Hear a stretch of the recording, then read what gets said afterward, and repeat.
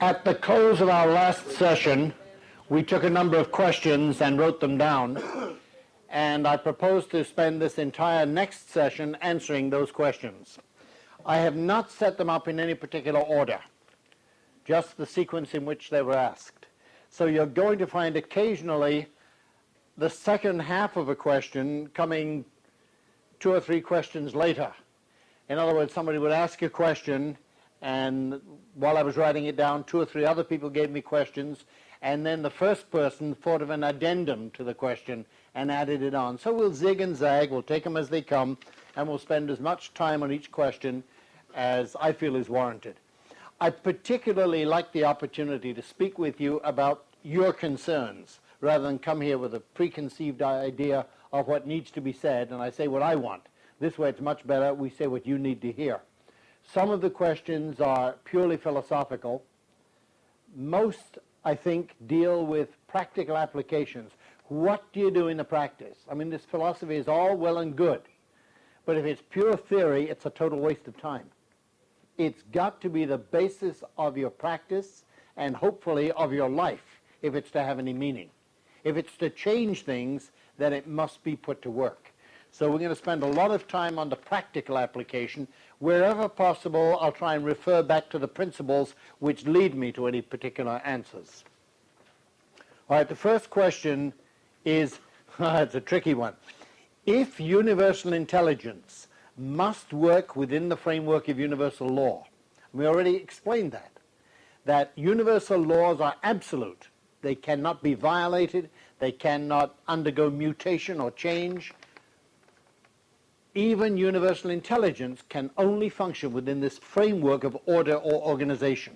And the question says, well, if universal intelligence is forced to work within the framework of universal law and cannot violate that law, how do we account for miracles? Or is there perhaps some higher intelligence than universal intelligence, some God, if you'll permit my use of the word, which can set aside universal law? Let's start out by defining terminology. As a philosophy in chiropractic, I will not use the word God in a discussion of chiropractic, simply because the word has too many different meanings to too many different people. We said in philosophy, rule number 1 is define your terminology so that you can apply logic. There can be no logical thought when 2 people are using one term with 2 different meanings. Now, everybody in this room and everybody who will listen to these tapes was raised with certain concepts about what the term God means, according to their own religious background. Let's understand that the term God is a religious term, not a philosophical term, even though religions are based essentially on the same philosophy that chiropractic is based upon. Chiropractic just goes so far in discussing philosophy, it does not involve itself in according personality to universal intelligence and say, well, that's what we mean by God. What we mean by universal intelligence is that intelligence which maintains the universe in organization. Now, what do you mean by the term God? Don't tell me, because I don't want to know. For your own usage, if you mean exactly what I mean in our definition of universal intelligence, then maybe we're talking about the same thing. If, on the other hand, your understanding of the meaning or meanings of the term God differ just the tiniest bit, one word difference, then let's not use the words interchangeably. You will find that the term God is a wonderful word to use when you're conversing with people of the same religious conviction as you. You'll never get into an argument. The term universal intelligence is a wonderful term to be used among chiropractors to discuss their philosophy. It means that intelligence which maintains the universe in organization. How do we know that that's what universal intelligence is? That's easy. That's really easy. We made up the term to define that particular circumstance. Universal intelligence, we said, doesn't have a location. Now, does God have a location? Is God in heaven? I don't know how you use the term God. I know that universal intelligence has no location. It's an intangible. You can't put it somewhere. What do you think it wants me to do? Universal intelligence doesn't want you to do anything. Does God want you to do something? I don't know. That's your business between you and your minister. So we cannot equate these two terms. Let's go on from there and talk for a moment about universal law being set aside by some deity. If universal law could be set aside by universal intelligence or by some deity, then it wouldn't be law. You could have nothing but chaos and disorder.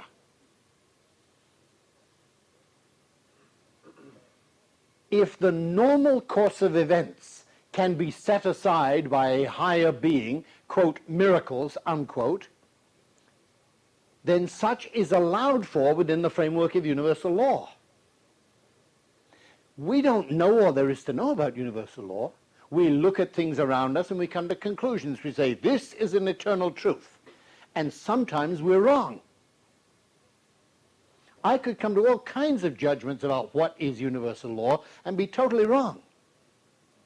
And when something occurs that has been labeled a miracle, that could be something which I have not accounted for within my understanding of universal law. But there must be a law which is absolute, which cannot be set aside. If there were no absolute law, then the only other thing there could be is chaos. Nothing would be dependable. The law cannot be set aside, not by any beings at all. However, let's understand that we don't understand all of the law. There is talk about things that are supernatural. You believe in ghosts. Some people believe, some don't believe.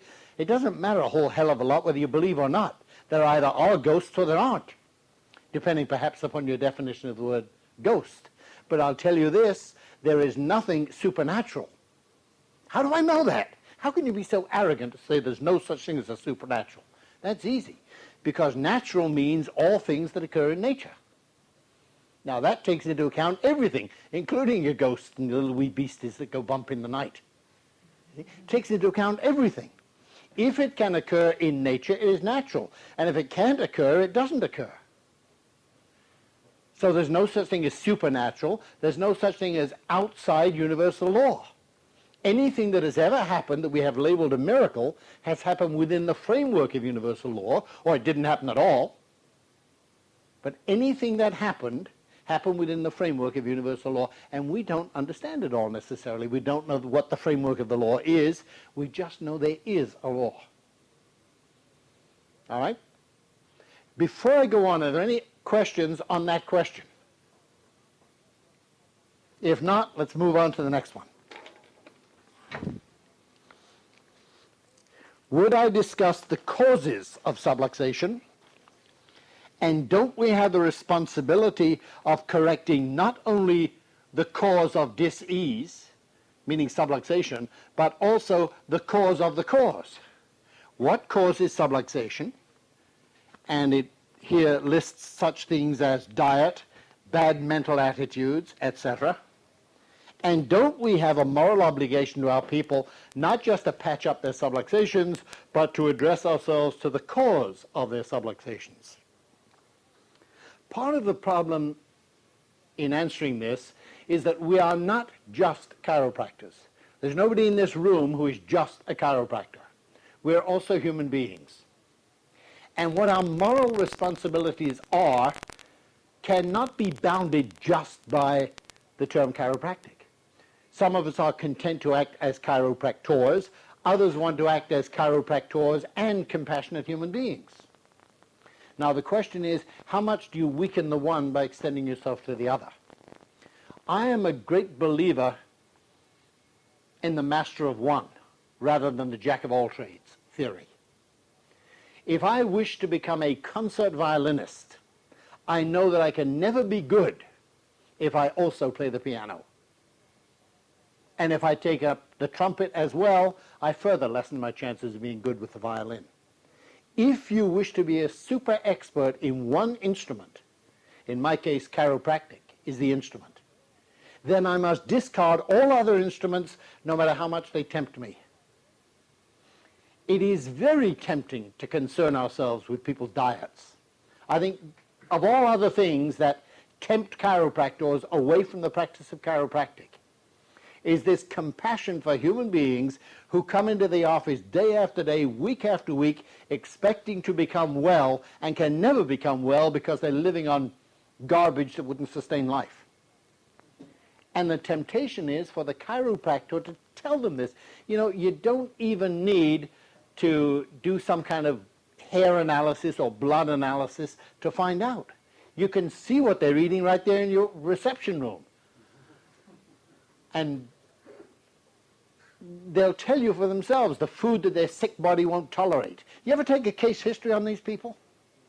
And you ask them, do you ever get indigestion? Say, no, I never get indigestion. Then you start to write down the things their body can't tolerate. They don't get indigestion because they don't drink coffee. They don't eat pizza. They don't eat pickles. They don't eat hot dogs. They don't eat sauerkraut. They don't drink beer. They don't get indigestion because they don't eat anything. You see, they've learned to play games. All of the things that their body tells them it can handle, they stay away from. And any garbage that their body can handle, they live on. And boy, it would be so tempting as a chiropractor to say to these people, look, here's what you should eat for the next week. I guarantee, knowing as little about their body as I do, I could write out a better diet for them next week than they're going to give themselves if they're left to their own devices. And yet I won't do that. And I won't do it for a number of reasons. But the number one reason that I won't do it is that it is a violation of every principle of chiropractic, not just of the practice. Not that it would just take me outside of my chiropractic and have me act as a compassionate human being. It would have me act as a jerk who's pretending to know about their body's needs when I can't know. Let's go back to the principle in philosophy. There's an innate awareness of every innate need. There's not a physician alive, not a chiropractor alive, who knows what my nutritional needs are today. And any chiropractor who tries to tell me is a phony. All the scientists in the world put together don't know what my body needs. Oh, sure, all the government experts will tell me the averages. You need an average of 4,000 units of vitamin A every day, but that's nonsense. I am not you. I'm not the same shape as you, not the same size. I don't have the same activities. I'm not even the same as I was yesterday. My nutritional needs are known only to my innate intelligence. Now, there are a lot of phony methods around for determining what somebody else's nutritional needs are, and they're all phony. Unless we're talking about waiting until nutritional needs get to the point of presenting clinical symptoms, and then we can say, oh yes, you have scurvy, you're short of vitamin C. Even then we don't know that they're short of vitamin C. It could be that they're so subluxated their body can't use its vitamin C.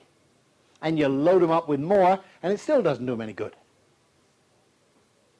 Now, how far can we go in chasing the cause of the cause? Supposing their subluxations are caused by nutritional deficiency. I could make a very strong case for a person that is not well nourished, not having the strength to withstand the forces that contribute to vertebral subluxation. What are the contributory negatives that allow vertebral subluxation to occur? First and foremost, there must be a force to which the body cannot adapt. That's our definition of the cause of vertebral subluxation. There is only one cause of vertebral subluxation: a failure of the body to adapt to some force, or some combination of forces. The forces could be physical, they could be chemical, they could be electrical, they could be emotional, they could be bacterial. I mean, there's lots of forces visited upon the body. Any combination of them weakening the body enough can allow some little thing to produce vertebral subluxation. You're sitting at a stop sign. A car comes along from behind, hits you from behind, gets a little whiplash. Does it or does it not cause a vertebral subluxation? That may well depend on whether you were looking in the rearview mirror or not. It may well depend upon whether you had your foot on the brake or not. It may well depend upon how much sleep you got the night before. What is your state of emotional contention concerning your emotional tension concerning your job or your finances or your family matters? There are just too many factors. How do you handle the cause of subluxation when there are so many contributory factors? Are we going to spend our lives going around picking up banana skins? A lot of banana skins on the sidewalk contributed to subluxation. A lot of people sleeping in bad beds, a lot of rotten mental attitudes. I know what, I'll become a marriage counselor. And when a guy goes home and fights with his wife and gets subluxated all the time, I'll tell him, hey, you better get rid of that wife. First of all, I get sued for malpractice. Second, I don't really know what I'm talking about. And third, it would take me away from my job. So I would never go after the cause of the cause. However, I will not condemn somebody else who does. A lot of these questions ask for moral judgments on how an individual chiropractor should behave. My answer to that is always going to be the same. An individual chiropractor should behave according to his or her conscience. You're not just a chiropractor, you're also a human being. But I must warn you that compassion can draw you out of chiropractic. You can't be all things to all people. There isn't that much time. When you become involved in the problems of the world, and most of us are to a greater or lesser degree, we're going to find they're all linked up together. We're concerned with subluxation. That, I hope, is our prime concern. But then we get concerned about poor nutritional habits. What about all the people around the world who don't have poor nutritional habits? They're just starving to death because they don't have enough food. How do we ignore that problem? How do we ignore the problem of the pollution of our environment that is causing so much vertebral subluxation? You can't ignore all of these things. They're all linked together. And yet if we spread ourselves too thin, we lose our effectiveness. What is my job? And I've summed it up for myself in this regard. It is to serve in two capacities, both of which are as a chiropractor. The easy one is working to locate, identify, and introduce a force for the correction of vertebral subluxation. That's number one. Number two encompasses all of the others. And it is my responsibility to share with the world my chiropractic philosophy. I don't have to tell them what to eat. I can teach them, where did I learn what they should eat? Or rather, how did I learn that I will never know what they should eat? Only their own innate intelligence should know. Maybe instead of telling them what to eat, I should be telling them about their innate intelligence. I should teach them there's an innate awareness of every innate need, and maybe give them the information whereby they can make their own good judgments instead of following my bad judgments. Don't you think they're more capable of being closely in tune with their body and their physiology than I am from the outside? Do you really believe that all my years of schooling qualified me to know what's going on inside their body, how well they utilize vitamin this or nutritional supplement that? There's nothing special or magic about my understanding. It is simple, basic philosophy. I can share it with somebody, teach it to them in a few weeks. First, I have to teach them to stop thinking inductively, to stop believing some idiot who tells them, I know you need vitamin B and that's why you're subluxated. That's inductive reasoning. It's a violation of every principle of chiropractic. And that's what's at the bottom of this question. If we not only think deductively, but teach them to think deductively, we free them from the lies and the tyranny of pseudoscience. Pseudoscience being any branch of science or anything that calls itself science which pretends to understand the physiological needs of another human being. Inductive reasoning is dependence upon the knowledge of those who've gone before, preferably the pooled knowledge about a group of people. We have studied 1,000 cases, therefore we know that. You know nothing about my case. No human being is average. All of these average numbers are meaningless. Yes, but I tested his blood and I found he personally was deficient in vitamin B. Deficient compared to what? Let me share with you a conversation that I had with a man in Detroit this past weekend. His wife recently died of cancer.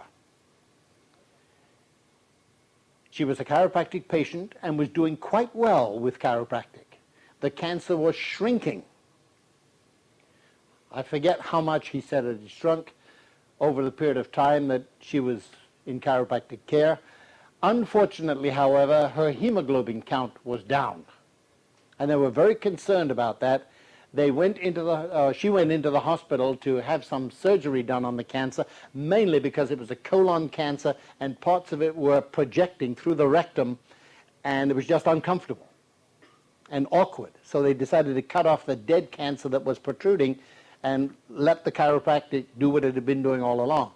But before they could do the surgery, they had to build up her blood a little bit because of this low hemoglobin count. They gave her transfusions. She died. Now, did the transfusions kill her? I have no idea. I just know she was doing very well until the surgery. Her husband, who told me this story, felt terribly guilty because he's the one who advised her to go for the transfusions before the surgery. And he said to me, do you think it's possible, listen to this for chiropractic understanding. True, it came a little late, but he said, do you think it's possible that the innate intelligence had reduced the hemoglobin so that the healing could take place, so the cancer could dry up, be starved? You think that was it, to starve the cancer of oxygen by reducing the hemoglobin count, and then when they boosted up the hemoglobin again with the transfusion, that's what let the cancer take off and grow again? Now, I don't know whether that's true or not, but it's possible. That's the point. Supposing a patient comes to you and says, look, I've got this little bit of a cancer projecting, I need to have it cut off because I can't sit and it's very uncomfortable. Do you think I should have the surgery? Do you think I should have the transfusion? What answer are you going to give? It's a little damn late to be educating your patients at that point. What we need to do is get every new patient in and start a conversion process where we teach them to think for themselves. Who the hell am I to give medical advice? Who am I to say, when the little kid comes in with a fever of 104 and mother wants to know, do you think it'll be all right if I stay with chiropractic? You're asked to make these decisions. Mothers will tell you, you're the only doctor I have. We gave up all other kinds of doctors when we started coming to you. So now tell me, the kid's got 104. You're my doctor. What am I supposed to do? Send him to a hospital or not? And you're going to make the same mistaken judgment that the MD would. You're going to guess. The truth of the matter is you don't know. And the mother will never know. But somebody's got to gamble and take a chance one way or the other. You know as well as I do that the hospitalization and the medication could save the child's life. Or could, on the other hand, kill the child whose life was not threatened in the first place. Which case is it here? One of the beauties of chiropractic philosophy is that it frees us from accepting the false responsibility of making medical judgments that we know nothing about. We don't kick these MDs off their arrogant paternal pedestal so we can take their place and tell people what to do. When parents come to me with a child and say, you think we should have these tonsils out? I mean, if they go to the MD, you know what the answer is going to be. Hey, those tonsils are going to come out. Now they'll come to you and they'll say, well, do you think they have to come out? And what you think is unimportant, and what the MD thinks is unimportant.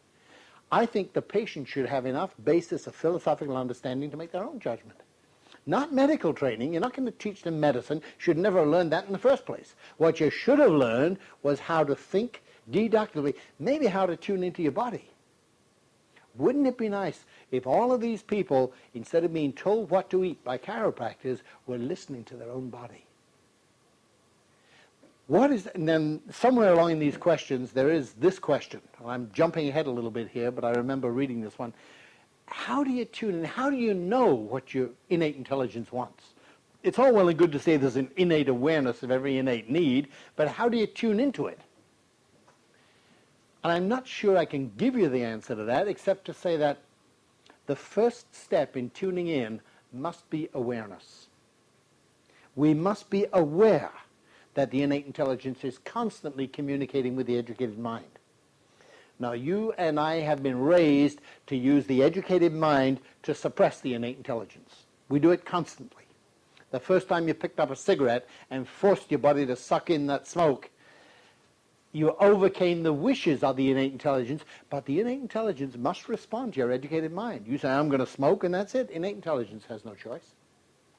When you go out and decide to eat this instead of eating that, innate intelligence has no choice. The innate intelligence tells you what it needs. Maybe it'll say nothing. We talked about this before. You look at the menu and nothing looks good. That's innate intelligence saying, keep your mouth closed, don't shove anything in there. That's what I really want. And you say, well, you've got to eat something. You can't sit here like an idiot. So you force the innate intelligence to eat something, and it has no choice but to take in what you shove in there. You're constantly aware of innate intelligence. Back to my old friend Sherlock Holmes. Did he really see things that other people didn't? According to Conan Doyle, no. He said, everything that I see, you all see. The only thing is, I think about what is the importance of it. I am aware of what I see. This is true when we talk about feeling the spine. Everybody can feel. If you were to lose your eyesight, you wouldn't suddenly have a wonderful sense of touch. You already have a sense of touch. You just don't bother to use it. You have a sense of awareness of what the innate intelligence wants. You just don't like what you're hearing. It's like the fellow goes to church and complains his prayers are not answered. He doesn't want no for an answer. You see? You say to innate intelligence, say, what should I eat? And innate intelligence says, nothing. Don't be ridiculous. I can't eat nothing. I mean, I'm here in a restaurant. I have to eat something, right? You ever go to the restaurant and say, what do you want to drink with your meal? It doesn't occur to them you don't want to drink anything. And you have to rack your brains to think, well, what can I tolerate? Right? If you wanted something to drink, you'd know that you wanted something to drink, but no, they program you. And we program ourselves. First thing is to be aware that the innate intelligence is constantly communicating with the educated mind. You know when you're tired, when it's time to go to sleep. Oh, no, I've got to watch Carson tonight. I've got to watch something else. Students in school, got to study tonight, right? You know when you have to go to the bathroom. Hey, but I can't. I've got a break coming in 10 minutes. I'll go then.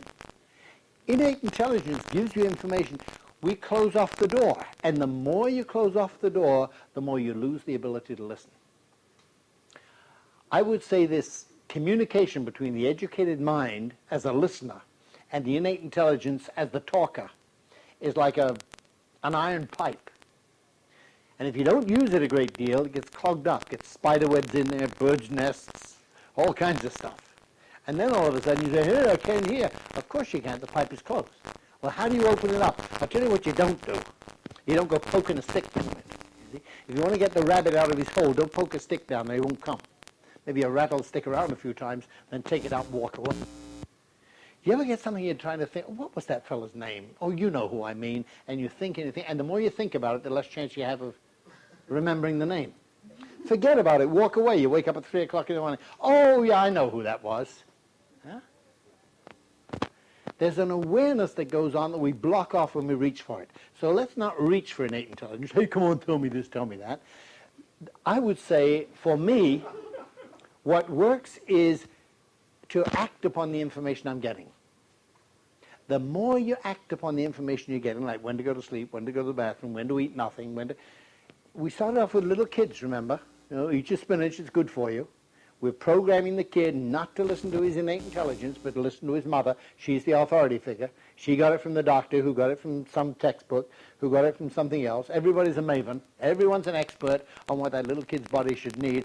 He's trained from day one not to listen to his own body. So when he gets to be your age or mine, of course he's forgotten how to listen to his innate intelligence. How do you get it back? You start acting upon the information that comes in. If you really want it back, then you start acting upon it. Trust it. First of all, trust your judgment. You know a hell of a lot more than you think you do. When you get a feeling, a craving for a food, or a feeling that I don't want that food, listen to it, act upon it.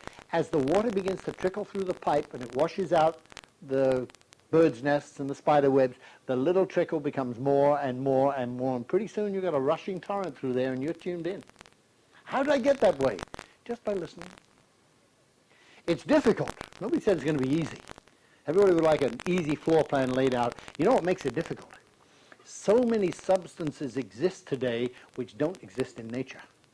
So you got to, let's figure out the way the innate intelligence works. Innate intelligence knows you need vitamin C. How does it know that? Because there's an innate awareness of every innate need, and it knows it doesn't have the building blocks that it needs to make this, that, or the other. Somewhere in prior experience, innate intelligence has learned that eating this particular fruit, an orange, fills the vitamin C need. Now we've established a memory pathway in the brain, and the innate intelligence has access to information. When it needs vitamin C, it can satisfy that by eating oranges or pineapples or tomatoes or all the other things that it has learned through experience contain vitamin C. Innate intelligence, I believe, is not born with the information of where vitamin C is to be found. It is born with the ability to know that it needs vitamin C or doesn't, and experience teaches it where it is to be found. And when you leave this environment and you go to live on Baffin Island, where they don't have any pineapples or oranges or tomatoes, you'll have to explore and find other sources of vitamin C. And they're there. And then you'll have to re-educate, supply more information, new information to your innate intelligence. And then when it needs vitamin C, it will go to that source. Unfortunately, now when we need vitamin C, we translate that educatedly into an orange. And we go out and we buy an orange popsicle, which contains 0 vitamin C and 0 orange.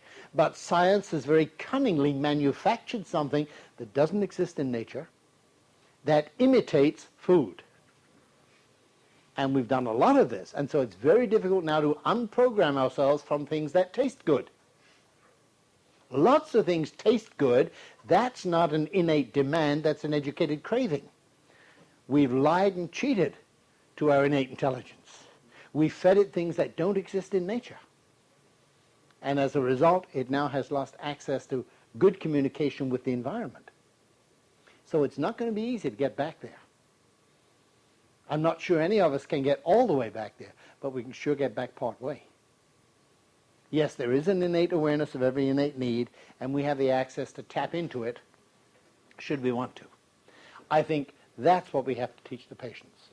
Teach them to think deductively like chiropractors. There's nothing that makes you special except your chiropractic knowledge. Share that with them, and they'll be special too. Then they can make their own good judgments, and you won't have to tell them how many units of vitamin A they're supposed to need every day according to the book, because the book doesn't know about them. What about other causes of subluxation? If we're not going to tell them about diet, should we tell them about how to sleep? I mean, if they sleep face down with their head twisted to one side, or they use a foam rubber pillow that pushes like a spring on their neck all night, won't that cause a subluxation? What makes me the expert on this? Well, common sense. Good. Patients have common sense too. Let's teach them to understand the mechanics and let them make their own decisions. Otherwise, you know what's going to happen. We're going to say, well, that pillow's no damn good. And they'll say, what pillow should I use?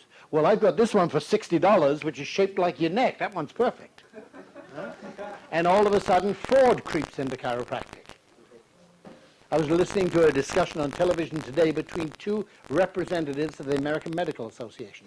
One wants physicians to be able to dispense drugs in the time-honored way of physicians, and the other one says, no, there'll be too much temptation to steal and peddle drugs that don't need to be peddled if we make a profit on them. If you want to dispense drugs, why not give them away free of charge or at cost? Because most of them they get free of charge or at cost anyway. And this is the battle that went on. I said, well, why don't we let's try a little test. Do you really think MDs are crooked? I don't think so. No more than chiropractors. No more than optometrists. Let's do a test. Let's get 1,000 optometrists who examine eyes and write prescriptions, and compare those with 1,000 optometrists who examine eyes, write prescriptions, and then fill the prescriptions and charge a reasonable fee.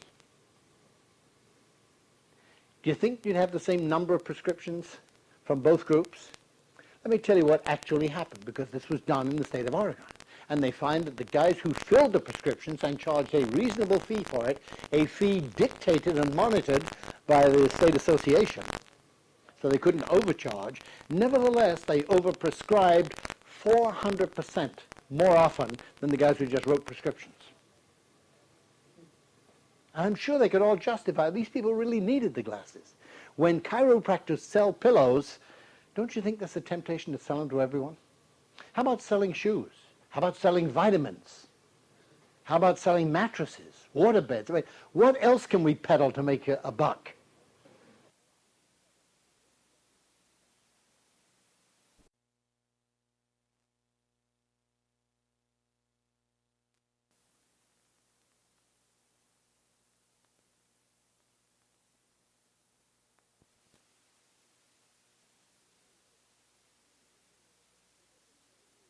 it seems to me that I would believe chiropractors in their vitamin nonsense. At least I believe that they have good intentions.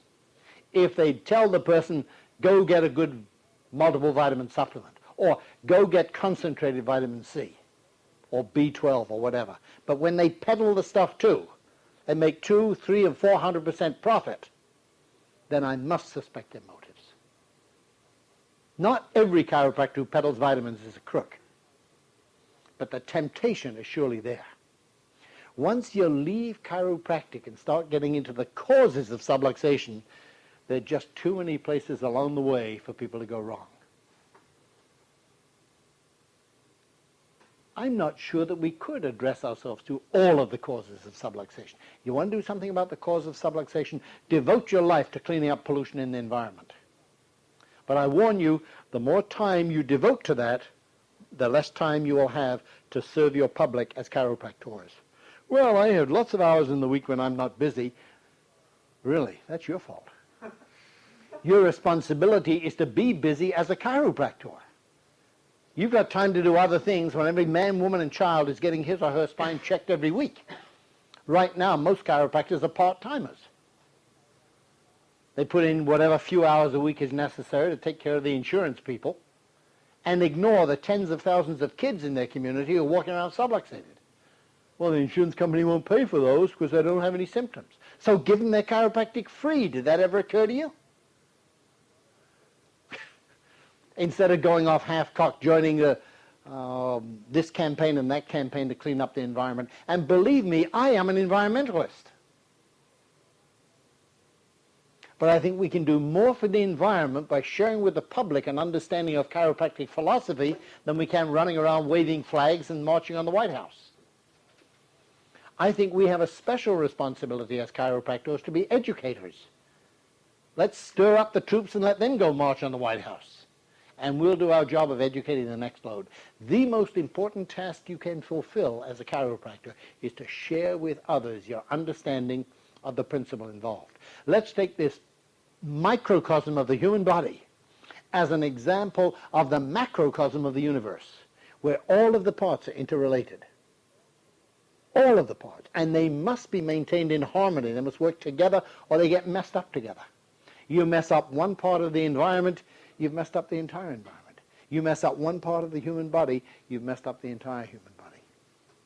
There must be a unifying central control in the human body, which we maintain, we call it the nerve system, that holds all the other parts together so that the brain can regulate the function of the heart. The heart doesn't beat as hard as it can all of the time. The liver doesn't do the same thing day in and day out. It responds to the needs of the totality.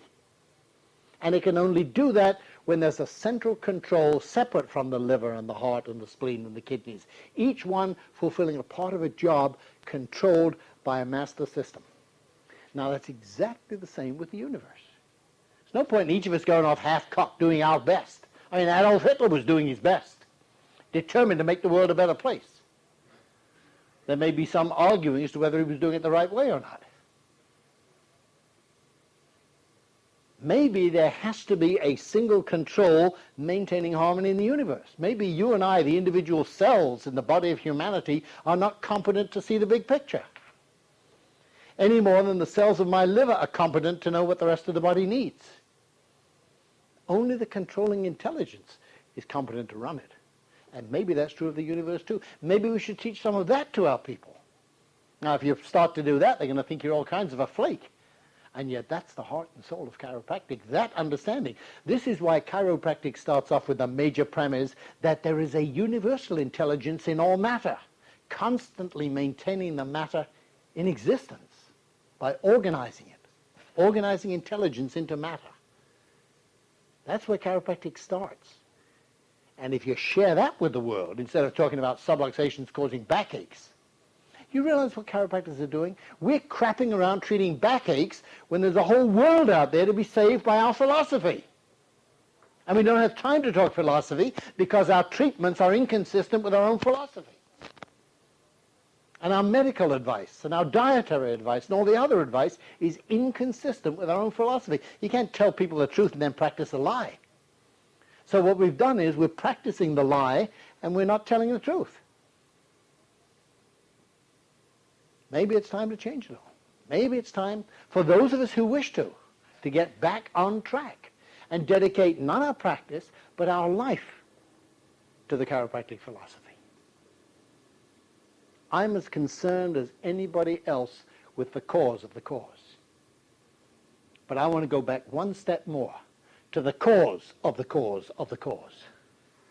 If subluxation is the cause of dis-ease, of malnutrition and bad mental attitudes and bad bedding and improper mattresses are the cause of subluxations, I want to go back to what's causing those causes. What's causing the pollution of our environment?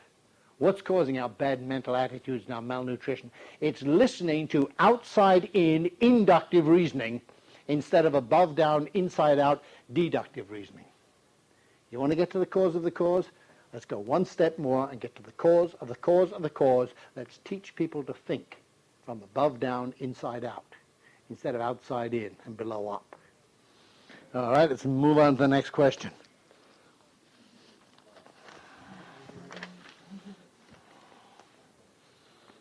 If the body is so good, it's another good question.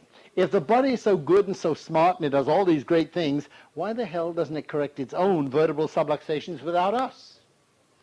Now, we have addressed ourselves to this question from time to time. I think we may have already done so during this series of talks, but the person asking the question may not have been here during the early part.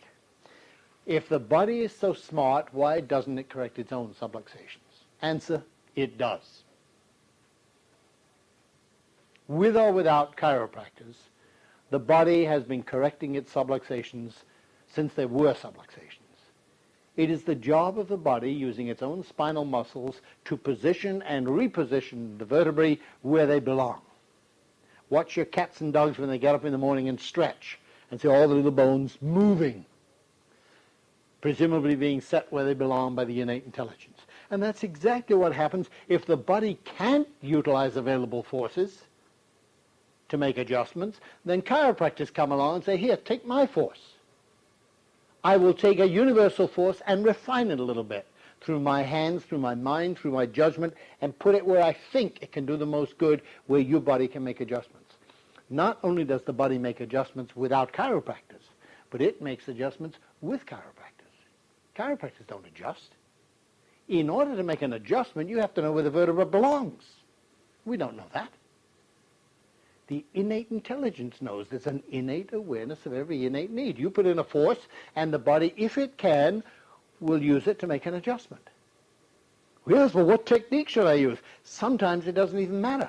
BJ said if you hit him in the ass with a shovel and kick him down a flight of stairs, 80% of them will get well. I don't know where he got his percentages, and it's certainly not the technique of choice. Nevertheless, if you put forces into the body, there's a chance that they will produce an adjustment. There's also a chance they'll produce a subluxation. What causes a subluxation?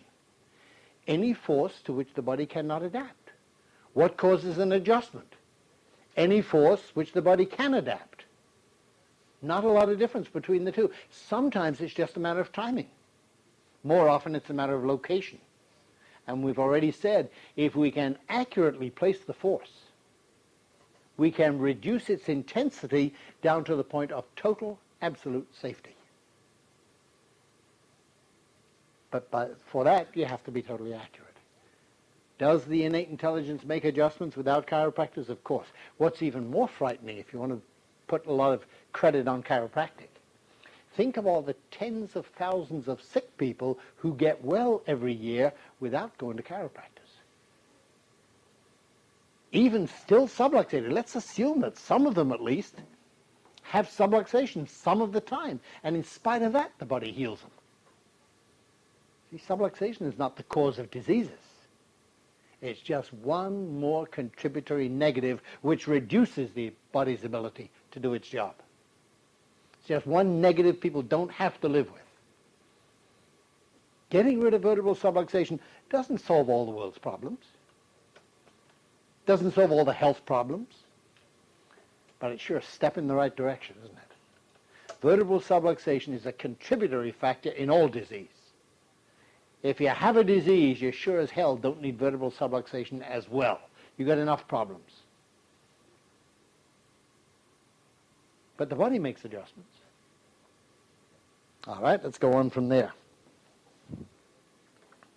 Oh, here's a good question.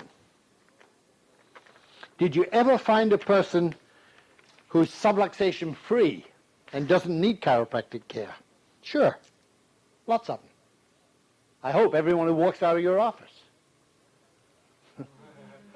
Of course, that's not totally true. I feel if they walk out less subluxated than they were, that's a victory. I would never guarantee they're 100% subluxation free.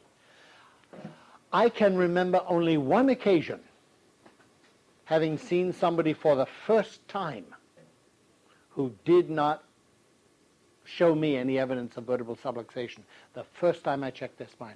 They'd never been to a chiropractor before. I must tell you this whole story because it has its funny side. I was practicing in Spring Valley, New York, and I had a very wealthy patient from Brooklyn come in, from Brooklyn Heights. She had a stockbroker on Wall Street. She became so enamored of chiropractic. This is the lady, I must tell you this part of the story. It took her, I don't know, she didn't drive, so she came up to Spring Valley by bus, by train and then by bus, and then she walked from the bus station to my office about 5 blocks. On that 5-block walk from the bus station to my office, she stopped at least half a dozen times to ask for directions. I hear there's a wonderful chiropractor in this town. Could you tell me where he's located? Since I was the only chiropractor in town, this didn't hurt the practice. I was new in practice, and she just took a liking to me, took a shine to me, and wanted to help the practice grow. So every time she came to town, she'd stop half a dozen different people and ask the way to this wonderful chiropractor. Anyway, at one point, she decided she didn't want to do business with subluxated people. Right? She really got the big idea. Here's a lady in her 80s. You say, hey, how do you change people in this crazy world? She changed. She heard the chiropractic philosophy and said, you know, I like this. I don't want to live in a subluxated world. I don't want to deal with a subluxated stockbroker. Some of you people go flying on planes and the pilot is subluxated. How do you feel about that? Huh? How do you like it when you're coming in and the air traffic controller is under tension and can't think straight because he's subluxated? And you walk out and there's a cop on the street carrying a gun and you know the cop is subluxated and maybe got headaches and bad tempers and violence. I certainly don't want to go to a subluxated chiropractor. I'm smart. When I come to your office, I don't ask you to check my spine, do I? I walk in, I say, would you like me to check you? And then after I've checked you and you have no subluxations, I say, okay, now you're fit to work on me. So why not? This lady decided that her stockbroker should be subluxation free. He'd give her better advice, he'd think more clearly.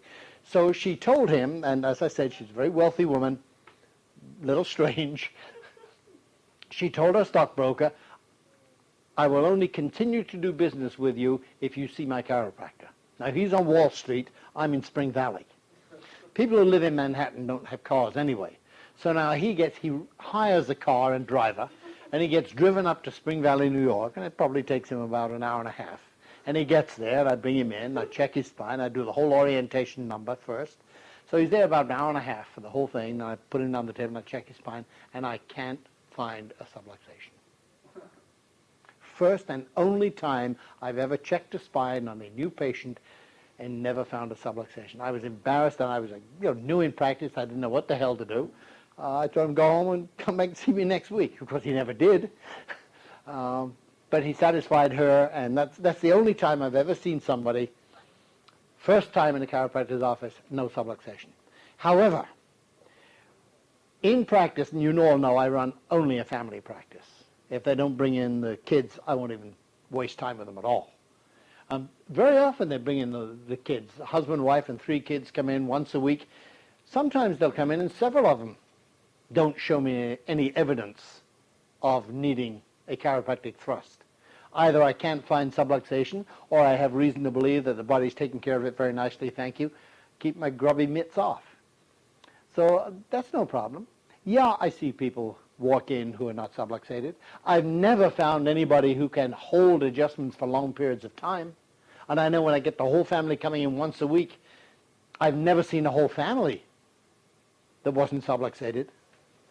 Much more often I've seen an entire family that is subluxated. All 5 of them need something. Sometimes maybe only one or two or three of them do.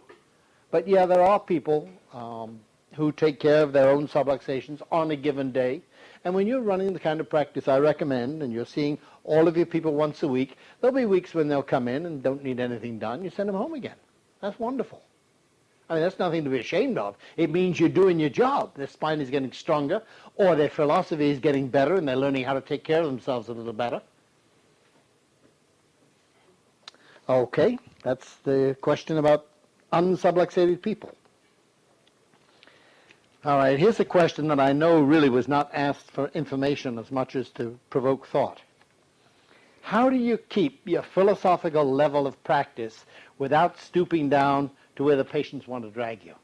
Actually, it is a very good question. How do you maintain yourself high and not let these people drag you down with their aches and pains and their negative medical talk? I don't care what kind of a practice you run. The public out there come in for medical reasons, almost without exception. Almost without exception, the people come in for medical reasons. They want something patched up. How do you avoid getting dragged down to their level? I think the only answer I have is that you bring them up to your level. Never under any circumstances meet them on their negative level. I've heard it said, well, you have to get to where they are so you can communicate. No, you don't. You bring them to where you are so they have the opportunity to communicate. If they won't come up there, I'm not going down to where they are. Remember, your profession has perhaps done the world's worst public education job of any profession that ever existed. We started out with the slogan, chiropractic gets sick people well. We've degenerated from that into chiropractic treats backaches. We started off low enough and we've gone down from there. I would say that in your practice, correct me if I'm wrong, the vast majority of new people come in because they have aches and pains. Now the question is, well, what do you do with these people?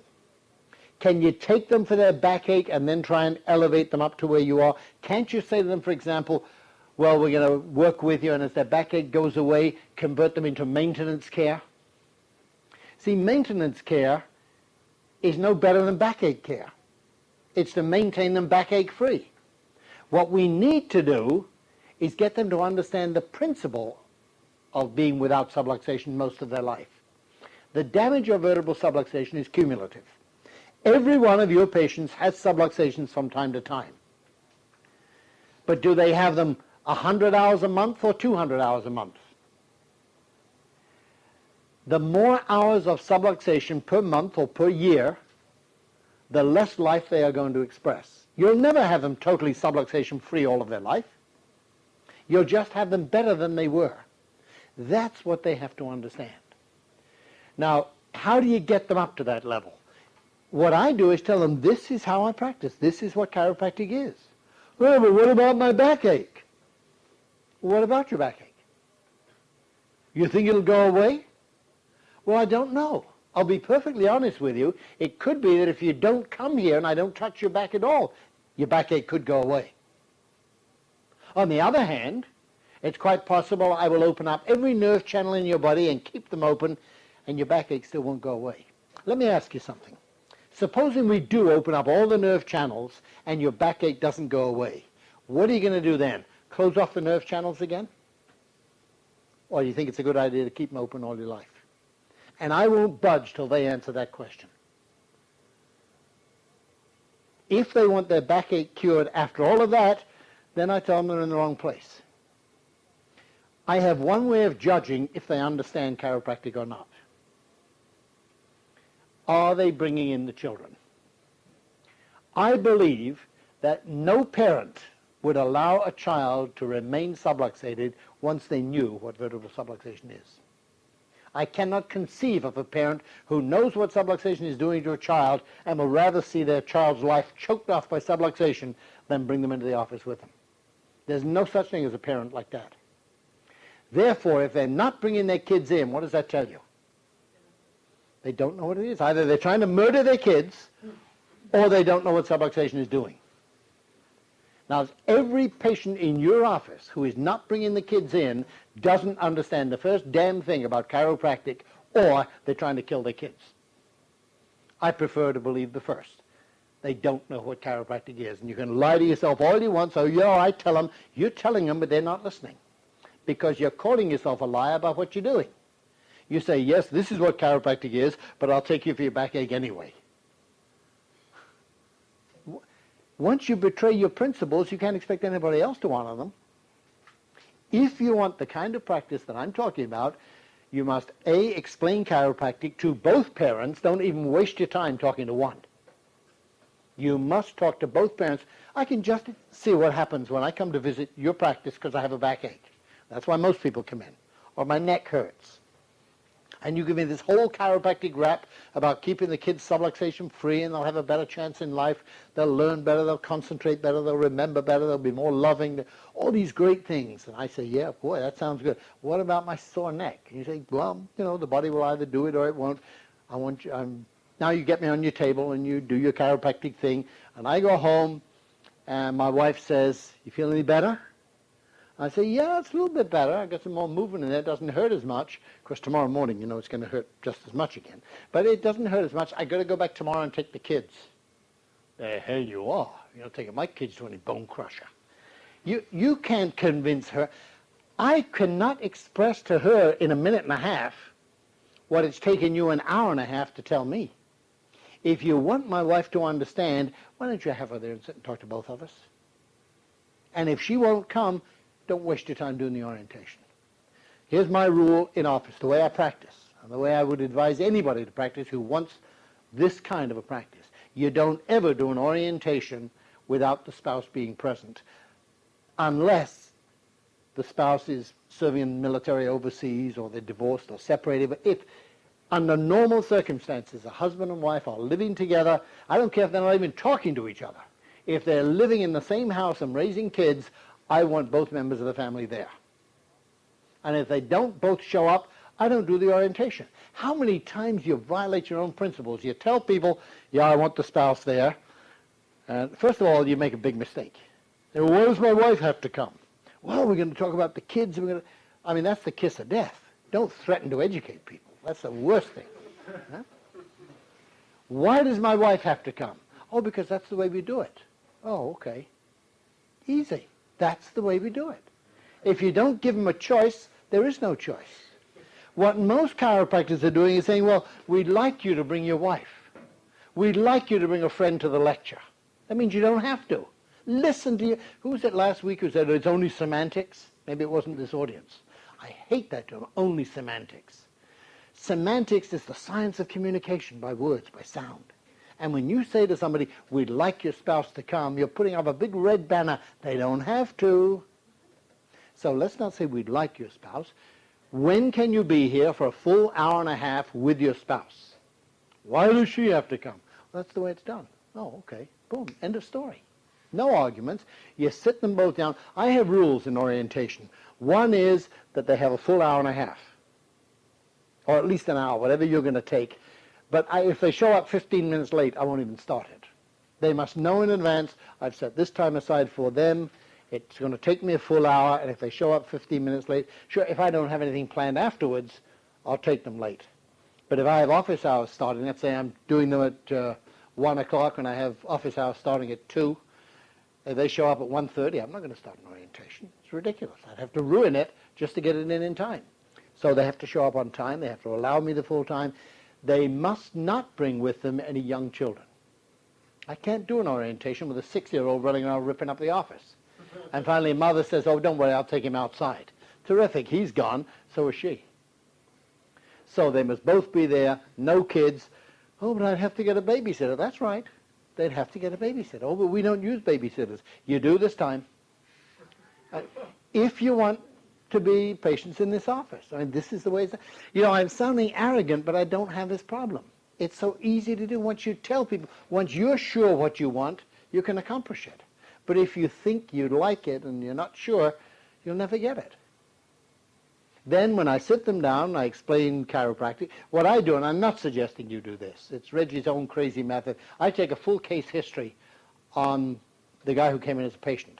Then I take a full case history on his wife. And she goes, oh, not me, I'm not the patient. He is. Yeah, I know that, but you ever get headaches? Oh, no more than usual. Huh? What's usual? I mean, people accept that headaches are usual and normal. They sell pills for ordinary morning headaches. When nature forgets, X-Lax remembers. What kind of bullshit is this? Yeah? And they've been raised to believe this stuff. Now I want all the stuff. I want her total history down there beside his. Then I start on the kids. No, the kids are fine. Yeah. Any allergies? Oh, yeah, this one has a rash, and that one's always got a runny nose. And I write it all down, and I say, no, look, today is the first, last, and only time we're going to talk about these symptoms. Make sure we haven't missed any. I'm going to go over them again. Give me any that I've missed. And I get them all, and I write them all down. Now I'll read them back again. Is that everything? Yes, it is. Good. Now I rip it up and throw it in the trash bin. I say, I can't cure any of those. Let me tell you what chiropractic is and what it can do for you and your kids. Then I give them an orientation. And during the orientation, for heaven's sakes, let them speak. We're so used to talking at people, and then when we're all finished, we say stupid things like, do you understand? What do you think they're going to say? Do you understand? Yes, I understand. Of course they do. They understand what they think you meant to say. If you want to know that they really understand, have them say it back in their words. The technique is called active listening. If I'm doing a lecture with a group, I hold up my plastic spine, I make a subluxation, I'll ask them, what do you think happens to the nerves at the end of that damaged, or the organs at the end of that damaged nerve? Now, 500 people in the audience can't answer, so nobody answers. I answer for them. Rhetorical question. What do you think happens to the organs at the end of that nerve? They don't work too well, do they? Shaking my head, and they shake their heads, and I believe they've understood. That is, those that were paying attention. Now let's try it one-on-one in orientation. And I hold up my spine, and I make my subluxation. What do you think happens to the organs at the end of those nerves? Oh, what do you think happens? Tell me, what do you think happens? I won't. The one who breaks the silence loses. Let them tell you the organ gets screwed up.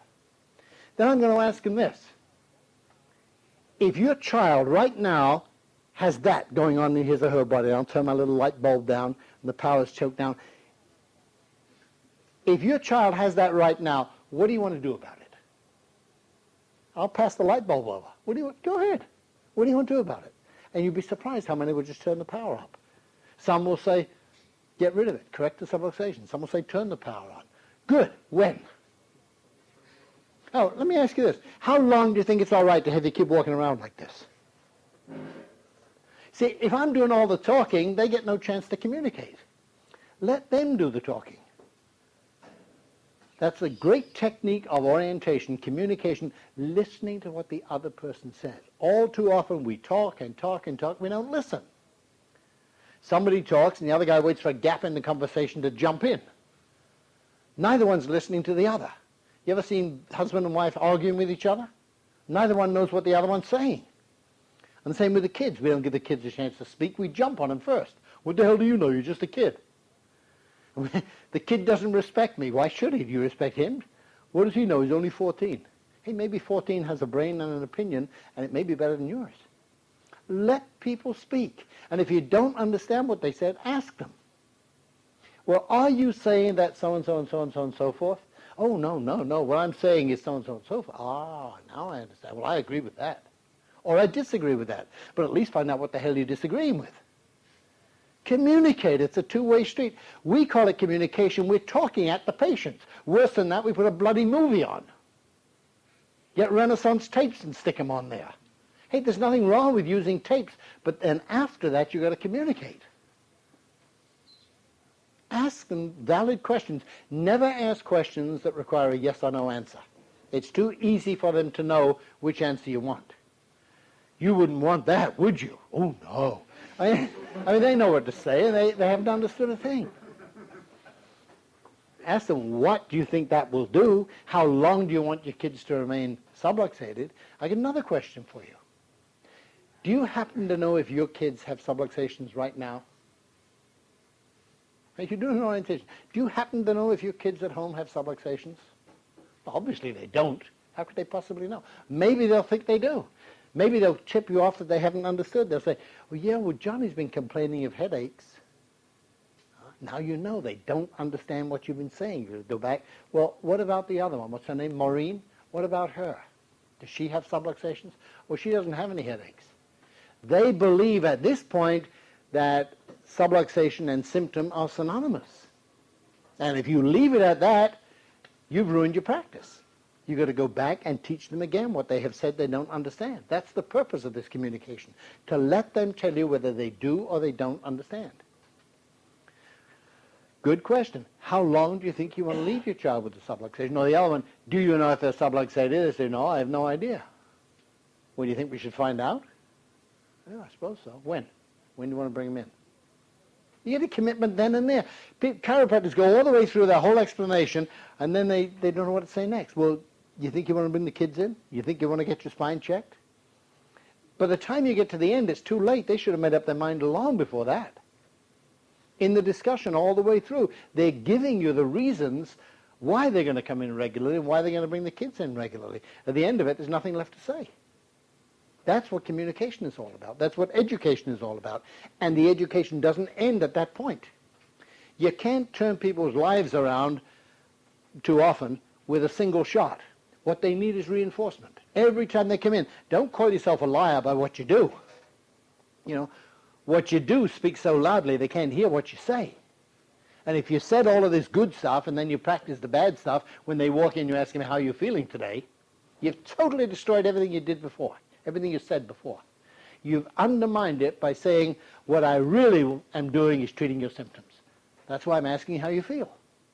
If you're not treating symptoms, then don't ever, ever, ever ask them how do you feel. Is it better? Is it worse? None of your damn business. You're the chiropractor. You're supposed to know if they're subluxated or not. You have chiropractic standards for determining that. They're not the authority on whether they need a chiropractor. Once you make them the authority, they'll decide when to come in. Well, I came back because it hurt me again. How many times do you hear that? You don't see them for 2 years, and then all of a sudden they show up. All of those that you put on maintenance care, once a month, and they kept it up for 4 months, and then they dropped out. Why? Well, one thing is the insurance company stopped paying for it. And the other is, there's nothing staler than yesterday's pain. That's why the dentists always get paid up front. And once the pain is gone, it's tough to collect on the bills. Now, of course, it's all done through insurance companies, and there is no pain in payment. They pay week in and week out throughout their life. Taken out of their paycheck, they never even see it. But if you want people to come in regularly, don't tell them come back after the pain is gone. Don't refer to pain at all. Teach them the reason for staying subluxation free. Teach them the reason for keeping the family subluxation free.